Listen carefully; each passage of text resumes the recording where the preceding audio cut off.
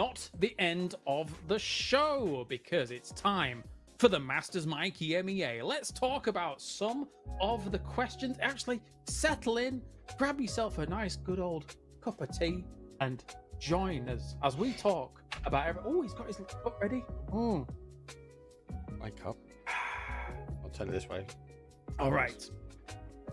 Ladies and gentlemen, we are going to be talking about some of your questions that you've been submitting throughout the broadcast as well. And if your question was chosen, congratulations, you're going to be winning yourself some G-Coin throughout all of this. So, as I said, settle in. And let's talk about our first question coming in from Fireware. I'm going to do all the numbers. 738936672. How to play the TPP mode well? And I think that's a good question mark, because obviously there are some big differences regarding FPP, TPP. What's your take, Mark? It's definitely more a technical answer from Martin, but I'll give you my 2p. Sure. It is a completely different game mode from what I've seen. From a caster's perspective and observing, it is very different to play. So if you can use ridgelines well, if you can understand how to break apart a compound and or breach into a certain area, it does feel like it goes back to kind of the old school methodology for me. So being able to hold hard cover effectively is kind of what I feel sometimes key. But we've also seen, especially in this lobby, aggressive stances from teams and players. Someone who can play a ridgeline really well, he or she can pop up at any given location and destroy a team. And I'm sure Martin will go into this more, but the ability to pre-aim before popping out, I think that's huge, and it's going to be a skill that we're going to have to start to see players adapt to a little bit more as they get very used to this format. Martin, what do you think? Yeah, I mean, for sure, Mark elaborated quite well here. Just taking advantage of the information you can get without exposing yourself is just something that's just completely next level. Movement is obviously huge. You can see how the players there crouch running quite a lot and kind of moving around that too. Overall, like, you know, once you come into TPP, it's just about putting in the hours as well, right? Playing well is putting in as many hours as possible, and playing TPP to begin with is definitely the way to go if you want to get better in that. But as I said, like, you need to take advantage and like make sure you don't expose yourself too much and put yourself into positions where you're able to get information without giving away your information and exposing both shooting but also your whole body. You want to hear my take? Yeah. Learn to cook nades well. Yeah. Because if you're in some close combat situations and stuff like that, if you can cook nades perfectly across some of those angles, I think you're going to be sitting pretty, Mark. That's scary, right? Or if you just throw them out and run into a compound and pray that someone comes running in and lands on top of it. Learn to attach a C4 to a vehicle. It works. But look, even back to the peaking, even to your point of the nades, look at Vard though in Miltai. The fact that he peeked out and got rid of 3 people, and the last one was with a nade as well, I think is key. So yeah, it is about putting hours into the TPP game, right? I'm trying to figure it out myself, and especially with someone who's done years of playing FPP, and you look at these pro players that have done years of playing FPP, it's a complete different game format. The maps are the same, and we've got the same guns and nades and stuff, but it unfolds completely different. All right, well, let's move on to the next question then, as we have our next one on the board. Let's see who's asked it as well, and give them a good old shout out. We have Gay Tommy. Okay. Does TPP make endgame more chaotic or more entertaining? What's your take on that, Avenger? I think it's both, right? You have the chaos that's kind of unfolding a little bit because you have a little bit more information. You know, you see the teams coming in. You see a lot more C4 usage here. You see a lot more of these kind of crazy situations. Entertaining, to me, it's like I enjoy like the mechanical skill, the mechanical prowess of some of these players. I enjoy like these high level things, and I actually obviously loved FPP, but still there are some situations where like, damn, that was a good play, and you can see where the players taking full advantage of being in TPP mode, be it, you know, insane utility uses because you can, without exposing yourself, throw a nade because you've seen this player without them knowing where you are, and you can just cook it extremely well, right? So sure, it's way, for me it's more chaotic than it is more entertaining. Your thoughts, Mark? Entertaining, that's more around the patch for me. That has been entertaining. especially with the C4 explosive, because I am an agent of chaos as well. There's people who make the end game more chaotic. I don't think just the end game. I think what we're seeing now, chaos before was very much, oh my god, these two guys are like hot dropped, or teams are fighting for position early game. That was kind of chaotic, right? You don't get that in TPP. Like, even a hot drop is not quite a hot drop. It's kind of a lukewarm drop because they have the angles to see. They don't have to expose. What we do get is really chaotic starts, and that's more around the point format. So I don't think it's chaotic at the beginning. At the end, yeah, maybe, because you are going to see more mechanical skills come into play, and if who can switch between the FPP and TPP modes really well. I definitely think there's more to be seen here. And I think as these teams develop, it's going to be interesting. All right, and let's move on to our final question then. I could give my thoughts, but we're running out of time, so we will need to get on to our next question as well. From Ribkasvik, I'm so sorry that I butchered your name. Ribkasvik. What's the most embarrassing way to die in a tournament? Okay, Avenger, you've played tournaments and died embarrassingly. No, I never died in Burn. Never. Mainly just dying to better players, I think, was my issue. I mean, embarrassing way to die. You can always go back to, Skoom getting run over by a ghost car, but he hates one of that my favorite moments. He hates that so much that I don't think we should say that. But you can tell the full story. He hates it so much. I keep bringing it up. And in China, he was like, if I buy you fried chicken, will you stop bringing it up? Yeah, so that's obviously... And now you've just done it live on stream. Yeah, Love it. well, That's obviously great. But dying, fat fingering out of a vehicle or stuff like that's obviously rough. But also dying to things where it's like your own fault. Where it's like, somebody else randomly, drives into you or hits you or whatever. But also, this last one here, if you're trying to parachute down and you get hit by a glider, that's pretty embarrassing. That's rough. Has that happened? Who's I haven't seen it happen yet. Jeez Louise. Has it happened? Yeah, in scrims? I've not seen it happen. In scrims? I've seen it happen in scrims. Yeah. I haven't seen it yet. Love it. I'd like to see that. I don't. Fat fingers 100%. But the Doritos, when you've crashed a compound to perfection, you throw out some Doritos and you deny your whole team. That's going to be an embarrassing way to go. But yeah,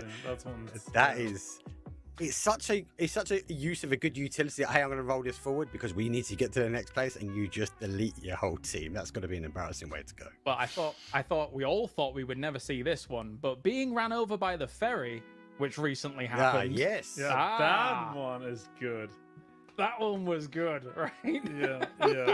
There's some pretty good ones, to be honest. Yeah, there's definitely a lot of cool ways. I never thought I'd see that logo in the kill feed ever, but I did recently. Amazing stuff. All right, we are not done just yet for today. It's time for us to answer some of your questions with the hashtag MastersMikeEMEA podcast. So take a chill, just relax a little bit here, late at night. Don your dressing gown, all Batulin style, and let's talk about some stuff. So, our first question coming in from the community. We have, I think it might be, the legend, Fogfrog. So let's... Is it Fogfrog? Our first question coming on in here. It is! It's Fogfrog. Don't you guys know Fogfrog? Anyway, what is happening at EMEA currently that makes it look like all the powerhouse teams are struggling right now? I can answer that. Martin.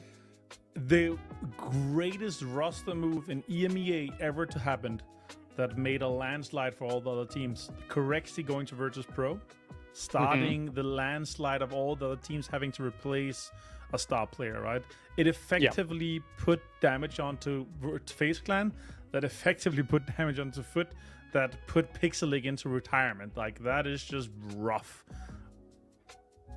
At the same time, it's a changing of the guard of powerhouses, right? You've got teams, Mark. You've got teams like, BB Team up there. Navi is currently up there in some of the tournaments going on. So what's your take, Mark?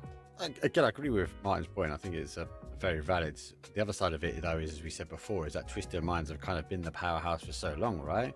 I think a lot of the other teams have sort of leveled themselves up, skyrocketed themselves to that level. So actually... I still believe, and I'm slightly biased, right? Because I operate in this region that I do think we're the strongest region, but with so many more teams and players now up at this level, does it look like we're struggling? Well, if you put us head to head against the Americas, I think we're coming out on top. Hey, there's no debate. We are the deepest region in terms of talent. I think that is hands down. Anybody disputing that is very difficult. And then I think actually, if you go to the next region, it might be APAC that has some of the deepest 100%. talent. Right? Yeah. Like they're crazy good. It's just crazy the last 2 years, like how deep it's gotten, and also now converging a lot of the talent on some of the top teams. Like that's really, I mean, obviously some of the best teams you kind of take away from that, but also what we're going to see from kind of revitalized once we get into, you know, All Gamers Global. Like we're going to see if Tycon steps up to the level that we know that he's capable of, it's going to be a crazy team to watch. I know that this is not part of this question, but it is exciting to see All Gamers Global actually qualifying for EWC, right, Mark? I'm excited to see him ass back on the big stage and seeing what we can get from him. It's a big stage in the middle of the year. He's gonna impress, definitely. But again, we've got all the best teams there, so it'd be all eyes on a couple of individual players, but also all eyes on Falcons, because will they go back to back to back? They're good. I think it is going to be key, and they seem to perform underneath this pressure as well. So there's lots of variations of parts moving, and it's all kind of converging on EWC at the moment. So it's really explosive. Now under the Falcons banner as well, right? They're looking to win the Esports World Cup, not just PUBG. But anyway, let's move on to our next question. That one dragged on. Obviously, we kind of went on a bit of a tangent, but that's kind of what this is all about. Let's just have a good discussion about what's going on in PUBG right now. Okay, let's go to Indian Gamer 001. The question was, what do you think about the future of PUBG with new changes coming and TPP becoming regular? Mark, I'll head to you for this one first. Great person, actually. He does a lot of support for Team India. PNC. Big shout out to him. What's the future state of PUBG? New challenges coming with TPP. Obviously, these guys are having to, I'm going to say, learn a new game mode, despite it's an old game mode. So with so many years practicing the FPP world, they're trying to find this balance, and then I think we are going to see, like Martin said, with these changes as players, that is also having an effect. So what is the future? I think I've said it quite openly. I think we are going very much more towards a heavy TPP world, whether you like it or not. I think that's just an opinion I've got of mine, and it's going to come to these players that are they going to continue gaming this way, or are we going to see some new up and coming talent come through the rosters and change things up? So a little bit of a mixed bag of an answer there, but I see more coming from TPP. I see the changes as positive. It might stay as just additional games and additional runs, which is even better, because then the players have multiple avenues to make money. So I still think the future is a little bit uncertain. We'll have to wait and see. How about yourself, Avenger? Yeah, I think the biggest impact of potentially with the TPP and everything is that it's gonna put an early retirement on some of our best players, like in the world. They have opened his head, multiple times.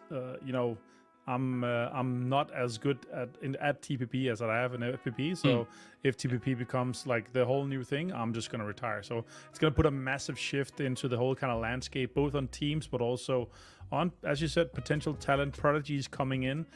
That could be massive for players like Boosting and some of the prodigies that have just turned 18 or 19 this year or last year. Like, so that would be pretty huge. In terms of like the changes, in terms of like kind of what we're seeing and what we've heard from the dev letters and everything, we're going to see a much bigger alignment from the normal games into ranked. And we're going to see some balances that's kind of coming into effect from that. So effectively, I think in the future, if it's down the line or what happens, we're going to see a unification of both ranked and normal, where maybe normal only has bots and ranked only has a set amount of teams, 16 or 64 players total or something like that. So that's kind of interesting to see, and we're going to know a lot more, I think, by the end of the year. I think we're going to potentially see a big announcement at PGC. I don't know, that's just my guess. Your speculation. Yeah, maybe. I mean, it will be a good place to do it, right? Considering that it's the next, we don't know what is on the horizon for 2026 and how that's all going to unfold. But anyway, let's move on to the next question. I would give my opinion, but we're going pretty deep into some of this as well. So I'll hold off here for a moment. We have our next question coming from Decatron X. I'm hoping I got that right. How does the recall system affect the leaderboards? Do you think that it helps teams get more points by maybe camping towers and shooting out of the sky, etc. Similar. And what is the adaptation going to be from teams in this regard? So, Mark, you first. I don't think we've quite seen. It's going to have an effect. Let's just answer that very short and sharp, right? But I don't think we've seen kind of the meta. I don't think we've seen these players figure out what is the best way to use the recall system just yet. I like that we've seen early people going out trying to get the recall straight back in. I like that it's having an effect on early engagement, but I'm not quite sure. Is that the recall doing that, or is that actually the change to the placement points? So if the placement points go back, I'll be interested to see if we see that early engagement. I still don't think we've kind of really found the meta or the sweet spot around the recall system. I like it. I think it should stay. I think it's an interesting change to the lay of the land of how we can play it. And do we give points away? Do we see that crazy no gear second places having a bigger impact later on? I think there's a bit more time needs left with the recall system. Yeah, there's an interesting thing that happens when we have changes to the game, which is I think community sentiment oftentimes is very against a lot of change that actually comes to games like this. But it's an interesting scenario when you have a playing field like this, where if you provide tools to the entire lobby and the entire lobby has access to those tools, then inherently across the amount of games that we play, there is a theory that balance should occur, regardless of what you actually do introduce to the game, because as time goes on, people will get the same tools, etc., and things like that. Now, the question I guess does then begin of like, okay, then for a finals, is 18 games enough, given the tools that you do have in place, Avenger? So that's kind of my take on some changes like that. Yeah, I mean, let's start with the 18 games is enough. Like, I've always advocated for playing all of our big maps. I'd love to see a balance onto Destin. I'd love to see a balance onto some of our maps. In a world, I'd love to see, PGC finals where we play all 5 or 6 maps, depending on, what the balance is currently. I think right now Destin is not balanced enough to play in esports. I think Rondo needs a huge balance in terms of how predictable it is. Destin needs, a little bit of fix to some of the water and stuff, but I would love to see PGC played where it's like, okay, we have 1 day of Wrangle, 1 day of Miramar, 1 day of Weekendy, 1 day of Tego, sure. 1 day of Rondo, and we play 5 games. It's 25. I'd love to see that, because then you can, commit that whole day to your strategy around that and play around that. You. And, I had an idea and kind of a proposal where we play, only 2 times 2 times 2, so 6 maps per day, and we have a rotating a theme map theme where let's say we have a PGS in the winter somewhere, it's Weekendy, that's the theme map. Then we take Miramar out, and we take and we kind of revitalize and update Miramar. Then we go to, let's say, Saudi Arabia for Esports World Cup, and Miramar is updated for the sand theme. Like all this. You could play around with that so much more, and then we go to APAC, and it's Tego or Rondo with the theme that's around to where the tournament is held. I've always kind of advocated for this since we got multiple maps, and I'd love to see that. I think having the 2 wildcard maps, 1-1 in the middle, is making it more difficult for both viewers and for players to really specialize around how to play that. They kind of more throw it around. It's just like a wildcard map. Let's get the max out of it.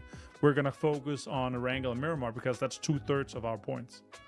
This is a funny discussion to have on broadcast, because this is something we've been talking about for years, right? Like, just like what you could do, how you could try and kind of change things up, and the themed tournaments. Like, for me, were always kind of a cool idea to be able to like have that one kind of feature map. You guys have been submitting over on X this whole time, so welcome. Sit back, chill, relax. We're going to answer some questions. Even I don't know what's coming up for the questions for this time around, so we're about to find out who's going to be asking them, who's going to potentially be winning some G-Coin, and what we're going to be talking about. So the first question, please, from who? We have Tataska.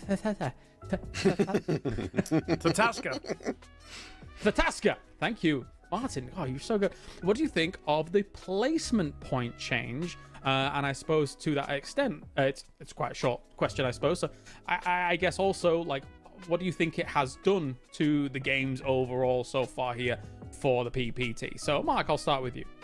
It's forced a level of aggression, right? What I think about it, I'm still open-minded. I think, as we spoke about before, PUBG are testing things at the moment. Every region has something slightly different that they're doing, and I think they're gathering data. So If the objective of the placement points is to make it more aggressive, tick, I think it's working, right? We're seeing a lot more early engagement. I still think I'd like to go back to kind of a 10-point, maybe myself, maybe we only have a top 4 scenario. I'd like to see more plates or more of a reward for someone winning. But again, you then look at Hive and they've just got loads of placement points and they just seem to find top 4. So I think there's still some more games to be had, but if the objective is to get more kills, then it's working. Martin, you were saying that the percentage is a lot now for kills relative to placement. So what are your thoughts here?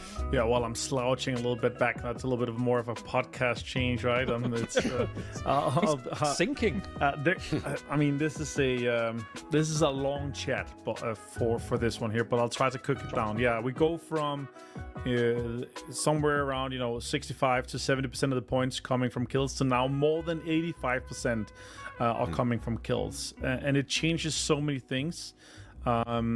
It changes that the teams now are extremely aggressive because now we have the recall system as well in play, right? And it makes it worth to take these fights early game, which then makes our circle settings really bad. Like there's too much space in the first circle. I've been proposing the idea of making our first circle smaller, and then making our mid to late game circles bigger, because we very often see the 8th circle, when that pops, it's almost gifting some teams the win based on that. So I'd like to see a smaller first circle and a bigger later stage circles, and because we don't have that, and the timings of how long time we have in our early circles, it just makes our early to mid game very packed still in terms of fights. It makes our mid to late game have tons of free space, slowing it down, making the whole point of this for me is, my idea is that we spread out the kills more, right? Because we have right now, when 4th circle pops, all the teams, they scramble to get into position, and we see 10 15 kills go in the kill feed, and we catch 1 2 3 of them with the observing. And that's the idea from what I'm thinking here, is that we spread that out more. But with the recall system, we don't just spread it out more, we get a little bit of early action. I like that. I think there's multiple ways of doing it. I like that we have the early action, and it is because of the placement point change alongside with having recall. So I like that. I think that's fine. But I think we should be somewhere in the middle. For me personally, I would like to see a 10 points for first, and then 5 for second, all the way down to 6th. So only top 6 gets points. So 1 point for 6th, 2 for 5th, and so far. So first place is still heavy, because winner chicken dinner should be celebrated. And if we're not, we want to see the reactions from the players. They should be celebrating, jumping out of their chairs, having a lot of fun with it. And 10 points would do that. Or we should have a monetary incentive where it's like $10,000 when we get to PTC or something like that in the finals, where you have a monetary incentive alongside the other prize pool, because we want to see the celebrations from the chicken dinner. It should be celebrated, because a lot of players, both watching and also playing, it is difficult to get a chicken dinner, so it should be celebrated. I get you. I know that you could talk about it for about half an hour, so probably more. Yeah, I know. I get you. We have meetings and things like that, and we talk about it a lot between all of our tournaments as well. But anyway, let's move on to the next question and see what we've got as well. Decatron X, do you think TPP is based more on individual performances? There is an extended part to this question as well, so I'll try and... Do you think it's based on individual performances or team-based play, comparing to FPP, like if one guy was consistently gathering information behind cover or having these pop-off moments that we've seen? So Martin, I'll start with you and see if you can keep it a little shorter than our previous. Yeah, I knew you were going to say that. You didn't even need... So you wasted time saying that I need to keep it short, and now I need to defend myself. I'm joking. Yeah, so for sure here, TPP in terms of, we see these pop-off moments here, and the players that are more versatile and more versed in playing TPP, you really see them having a bigger impact here. But it really comes down to how agile you are to your way of thinking, and kind of taking away your FPP mindset and putting the TPP mindset on. And we're probably going to see that progress throughout the year, in my opinion. How about yourself, Mark? Yeah, I think it just needs more time, right? I think if you look at individual performance, I still say an FPP because it's still like, oh my god, moments. But again, I don't think we've had enough time for it yet. So as the year goes on, I think we are going to see some more. And will it sway towards a personal versus team? Not quite sure. It's still a team game, so keeping those bodies up, keeping those bodies alive, I still would say maybe we still have to wait and see. Yeah, I think it's a combination of things, right? As you say, people getting used to it, but also there's moments where an individual can potentially get away with more in the PPT right now, bit like what we saw from a Kaelaris. Like, and be able to analyze more information in your own singular moment, as well as if some teams get a little bit more overzealous about making that push happen, like the Twisted Minds push that did occur there, or when Quizzy was able to gather as much information as he did against the Slam G situation, and then the nade, which seemed to be designed to go for a flush, haphazardly catches the boys on the way in. So anyway, that is that question. All right, one more question coming in from the community. Let's see who it's going to be. We have The Ransom. What is your favorite memory from PUBG esports history? I think a few people actually asked this as well. So thank you very much, Ransom, for your question. The Ransom, I should say. This is an interesting one, actually. I think I'll start with Mark, because you said you've never been to a LAN. Never been to a LAN. This PNC would be my first one actually physically seeing, but me watching LANs, I'm tied between two. Navi's win at PGC in 2022, right? Stop with your soundboards. I think that win at the end, that was really, really good. But I also got to give my credit to the PNC UK boys. So I've got to give. But again, that was 2022. So I'm going to give my memory of years for PUBG for 2022. But no, I might be favouring that more of that Navi win at Globals at the end. I think that was the same year. That was really good to see when Uber was on that team. All right. Well, how about yourself, Avenger? I know you've been to a few LANs. Too many. Almost all of them. It's been kind of crazy, right? Because obviously there's times where very early days where you're playing yourself, like Gamescom 2017, DreamHack 2017 was fun. Yes. But like the time that it gave me the most goosebumps, there's actually two times. One was PGI Berlin when we had the opening show. It was crazy. But in game, it still just has to be the clutch game from FaZe Clan in the lower bracket final, where I'm slamming the desk. It's his Destiny button. Yeah, you can press it again if you want. And Kaelaris goes, "It's Destiny!" And they drop something like, I can't believe it was 16, 17, 18 kills and a win from being 24th into getting 16th and qualifying. And then they went on to the finals and got in second place. Absolutely mental scenes there. That was crazy to see and witness there. So that's from the in-game perspective. But yeah, the opening time and scene from PGI Berlin in the Mercedes-Benz Arena in 2018 in Berlin was just insane. And the obviously different budget, like there was a lot of time and effort spent into that. That was huge. But yeah, that was cool to see. Yeah, I'm hard pressed to pick something that isn't that tournament overall, because it was a very fun time with friends and everything like that. I was going to go for a really soppy one that maybe you don't actually expect, because what's really cool is that 8 years ago I met this ridiculous individual, Avenger, at my first event, and we didn't know each other at all. And you know what? I made a lifelong friend in that moment. So that was very nice. That was lovely. That's one of my favorites. Yeah, that was great. That was great. I was terrible back then, yapping off screen, but then... Yeah, I'm out, mate. Bye, Mark. No, separate these two. Separate them. No, but yeah, it's been a long time coming, yeah, and obviously some crazy times have happened in between, yeah. 8 years, I can't believe it.